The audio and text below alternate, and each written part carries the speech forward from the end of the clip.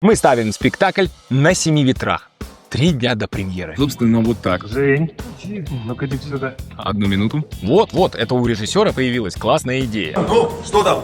Только почему с моим участием? Мне накинули еще один выход вне истории спектакля. А все потому что... Потому что я самый бездельник.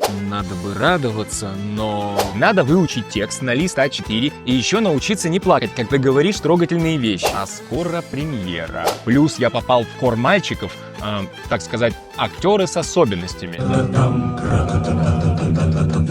Где у каждого есть своя суперсила.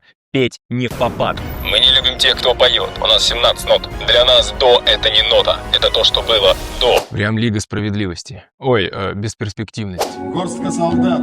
Как вы поняли, мы все продолжаем улучшать спектакль. И все ради того, чтобы вы смогли поймать неуловимый катарсис. Ты серьезно? Поймать неуловимый катарсис? 21 и 22 июня приходите к нам в Русский театр ловить катарсис.